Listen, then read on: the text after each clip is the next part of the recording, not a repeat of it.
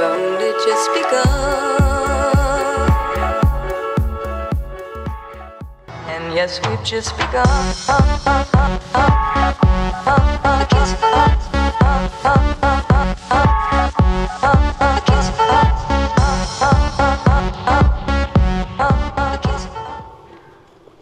Good afternoon, everyone. I'm Lloyd. I have the great pleasure, as Tim said, of leading a great team of online and digital marketeers. Congratulations to the IAB on their 10 years anniversary. We've been going a little bit longer at John Lewis. We're celebrating a birthday this year. It's our 150th year of trading. We've seen quite a bit of change over that time, but as a customer of John Lewis myself for about 10 years now and a partner for about 4, the amount of change and the pace of that change, I think, is something that we've not seen before. And what's really fueling that is all of the innovation in digital that we're seeing and embracing at the moment. So this is kind of what we've got for you today. Hope you enjoy it. Going to talk to you a little bit about how digital is driving what we're selling and how we're selling it. I'm Tim Pearson, as Tim said. I'm not a partner of John Lewis, but I've been fortunate enough to work with John Lewis for a number of years, and I'd just like to say what a wonderful client John Lewis are. Lloyd asked me to say that. And we've also worked with some great agencies, Adam and Eve and Proximity, that I'd also like to call out. We're also going to talk to you about how the digital landscape has changed the customer experience of John Lewis and how we communicate with those customers and how digital evolution has moved that along. Okay, so we'll make a start and take you back briefly to the start. So Mr. John Lewis opened his first shop, a humble draper's, 150 years ago on London's Oxford Street. But it was actually the son of John Lewis, John Speeden Lewis, who's known as the founder of the partnership. And he had an idea, and his idea was in a better way of doing business. And core to that was, in his own words, both managers and the managed working in genuine partnership together, side by side, each having an equal share in the business. And I think this is an ethos that's at the core of the partnership and a key success factor in how we've embraced change over time. It's basically been one big experiment, an experiment into its 150th year. But one thing that hasn't changed for us has been our steadfast commitment to our values. So quality, price, and service are absolutely key to us and shall remain key moving forward. But how we talk about those to our customers has very much changed. Digital communications have very much come to the fore. So earlier on this year, hopefully you saw our TV ad, maybe came to an exhibition or our roof garden at London Oxford Street. But I want to share with you now some of the digital communications we've been running in our 150th year. This time tomorrow, where will we be? On a spaceship somewhere, sailing across an empty sea. This time tomorrow, what will we know? Will we still be here, watching an in-flight movie show? And I leave the sun behind me, and I watch the clouds as they sadly pass me by. 7 miles below me, I can see the world, and it ain't so big at all. Well, this time tomorrow, what will we see? Fields full of houses, endless roads of crowded streets. I don't know where I'm going, I don't want to see. I feel the world below me, looking up at me.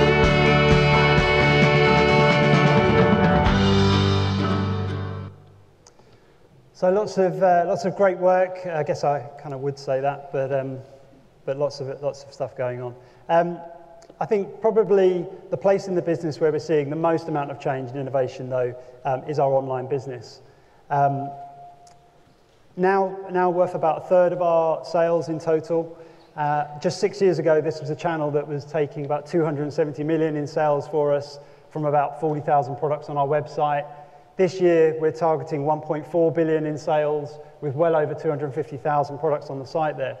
And what we're seeing is some of our assortments now being traded at over 50% online. So nursery, that I know well, and some of our electronics departments trading at over 50%. But it is only 1/3 of the story. The other 2/3 are our shops, and they remain absolutely key to our success moving forwards. We talk a lot about being omni-channel at John Lewis, and really at the heart of this is the customer. We see customers blurring their shopping missions across our channels, from browsing and transacting through to returning products with us. So making it easy for the customer is absolutely at the heart of what we're about. Thanks, Lloyd. As of yesterday, John Lewis now has 43 shops. And the omni-channel strategy that Lloyd mentioned a second ago really has come of age through the successful click and collect program. Over 50% of online orders are now through click and collect. It essentially means that you can shop online and pick up in every John Lewis shop, almost every Waitrose, and over 5,000 Collect Plus locations, which is made up of independent retailers and convenience stores. And that really has powered up John Lewis's ability to add more flexibility and more convenience to the customer journey. And we think it's a perfect mix of online and offline shopping. And it's the retailers that get that mix right that can add more trust and deeper levels of engagement with their customers versus pure play online retailers. The way that we shop at John Lewis, and I'm saying we because I'm assuming there are a fair few John Lewis shoppers in the room, but the way that we shop at John Lewis has now changed, and there's a significant amount of data to support this point. But we thought we'd show you this chart here, which shows shopping behavior across a 24-hour period at John Lewis, and where John Lewis sees certain spikes. Now, and it gives insight into what people are thinking when they're shopping. So, for example, at midnight, nocturnal gamers log on to buy gaming products. Last year, on Black Friday, the American import that's probably here to stay, John Lewis sold out of the newly launched PS4 by 2 a.m. They were selling an iPad every 10 seconds on that day. Men log onto the internet in the early hours of the morning to do many things, including buying formal wear from John Lewis. Tired parents with very young kids log on at 4 a.m. to buy stuff from the nursery department. When we're tired, we look for cutlery. When we're hungry, we look for cutlery. When we're tired, we look at bedding. So this has shown how the online environment has completely changed the way that we shop, and also shown that I think that we're relatively simple creatures. But it's mobile that really is driving the pace of this change now. Mobile traffic to johnlewis.com now exceeds desktop. The tipping point was last Christmas when we saw that happen for the first time. Last week, smartphone traffic to johnlewis.com was up 50%. Tablet traffic to johnlewis.com was up 35%, with pretty significant numbers. And that will only continue as we see 5G, 6G, and new and better devices coming into the play. But all of John Lewis's traffic growth is now coming from mobile and tablet. And what's also key and what we see is that we're also seeing customers using their mobiles in our stores increasingly as well. So the Wi-Fi focus we have there is really important for our customers. And it's this digital convergence with in-store experience that I think we're all trying to get right at the moment from a retail perspective. This picture you see behind is from York. It's one of our newer shops, opened earlier on this year. It's what we call a small full-line department store. So as a reference for most of you guys, I'd imagine it's about half the size of Oxford Street. So we're trialing some new things here as a concept to see how we can bring to life for customers in York our full assortment and our full range that's available online. So you can see there in the picture, there's a large digital screen on the wall. There's some iPads up on the wall. We have an iPad bar over on the right-hand side. And that's all about trying to allow customers to engage with the extended and sometimes exclusive ranges that we have online for them to buy online and pick up in the store the next day. And we also had partners with iPads in the store there. And that's a growing channel for us as well. Last year we took over 10,000 transactions via that device. So we're trialing, we're learning, and we're working our way through how digital and the in-store experience needs to combine for the customer. And to that end, I wanted to share something that we actually did a couple of years ago. So using virtual reality, and we came up with an initiative called Magic Mirror. And really what this allowed customers to do at that time was to see a 3D version of the outfits that they were wearing on themselves from all sides. Now, this didn't actually take off at the time. So naturally, the senior management asked the question, and everybody knows that stands for why the failure. But I'm sharing this actually as an example of success as opposed to failure, because there's a whole number of things that we can do now with digital technology and a whole number of in-store and out-store experiences we can provide. But what's core is making sure that any innovation that happens in this space has the customer at the heart of it. So we tried something, it was a one-shop trial, safe trial, it didn't work, we learned from it and we move on to bigger and better things. Another great example of digital innovation at John Lewis is the Any Sofa, Any Fabric initiative that allows customers to log online and create their own sofa from a 3-step process from a range of 112,000 different frames and fabrics. It's been a real success for John Lewis, and the plan is to trial something in store that takes this one step further and brings the online experience into the in-store experience using RFID tags and 3D printing. And I've just got a short demo of how this works.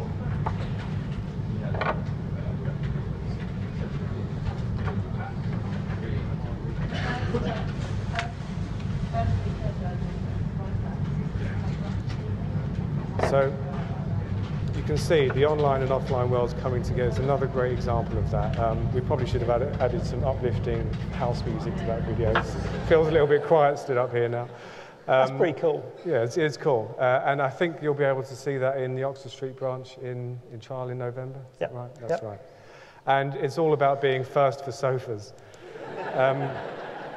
Those of you that use St Pancras station hopefully saw the new shop that opened yesterday, in fact. And we're calling this stop Click and Commute, so you can buy online and pick up your shopping on the way home on your travels. The shop has launched, it's doing really well. The first day was fantastic, and from what we understand, they did really well selling cashmere and hip flasks. So there's a lot of drunk, warm people in St Pancras station yesterday. But the digital evolution hasn't just changed what's happening in-store and on johnlewis.com. It really has had a major impact on the marketing at John Lewis. And a great example of that is the Christmas activity that we did with John Lewis last year, which was the Bear and Hare campaign. And it was the most integrated and digitally focused campaign that we've ever run at Christmas for John Lewis. And it was also successful. So I'm just going to run a quick video now that gives you a flavour of some of the work that we were doing last Christmas with John Lewis.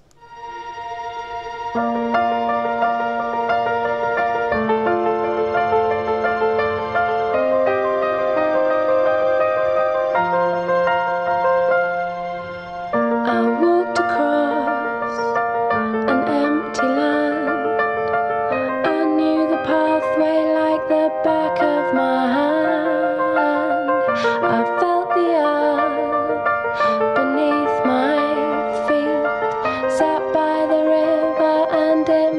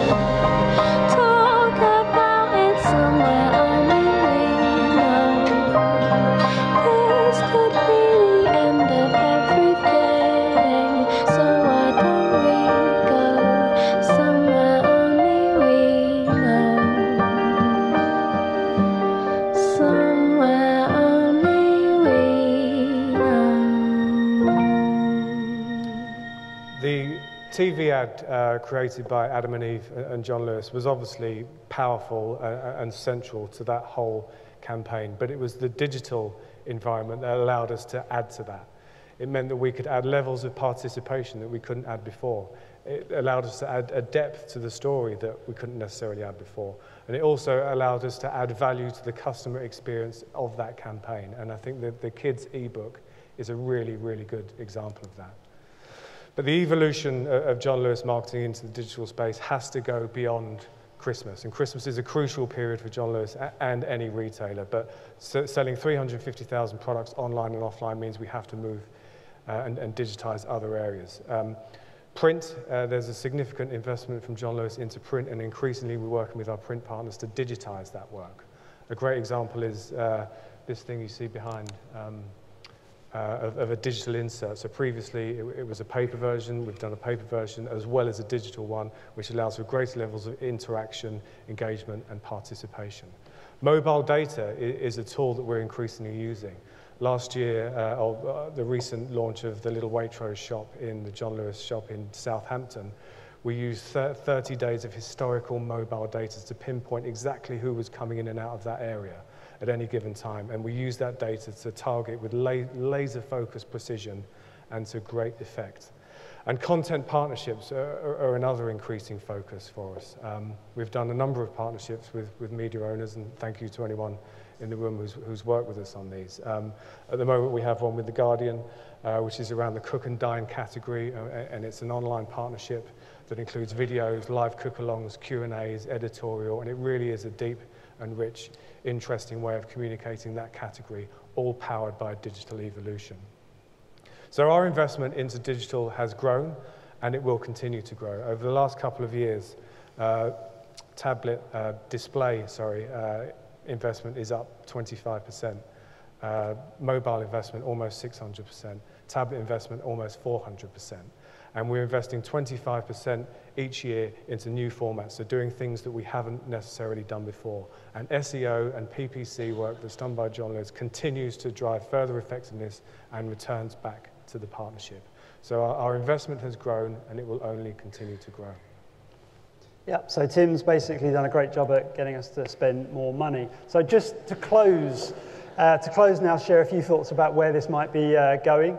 You might have read recently or seen online, we've run an initiative called JLab, which was a new thing for us. So we ran a competition with a number of startups with a prize of £100,000 investment, and then the promise to work with John Lewis to bring that technology to life within our business. So we're now working with a company called Locals. Their focus is on smartphone technology, and it might lead us to the occurrence of when a customer or one of you guys walks into one of our shops with your smartphone, it alerts a partner to you being in the building so we can ready your click and collect parcel for you, saving you time at the pickup point perhaps. Or maybe the other way, we send you some shop navigation that's linked to products that you have in your online wish list.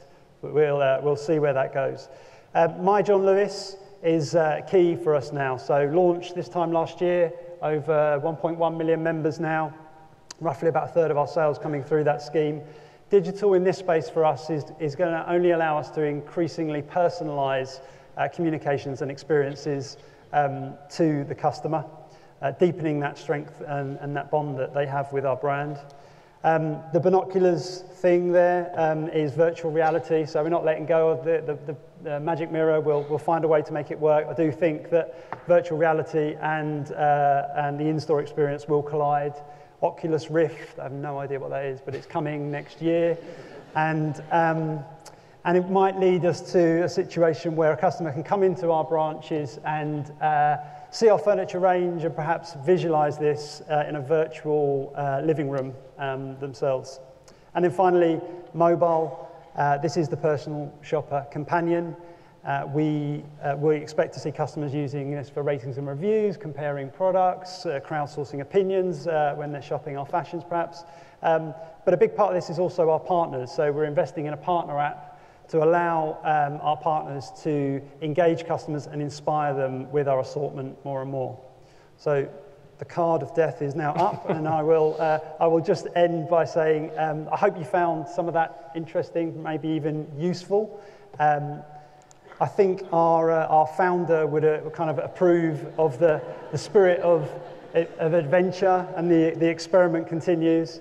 So on behalf of Tim and myself, thanks very much for listening, and enjoy the rest of your day. Thank you. We've only just begun.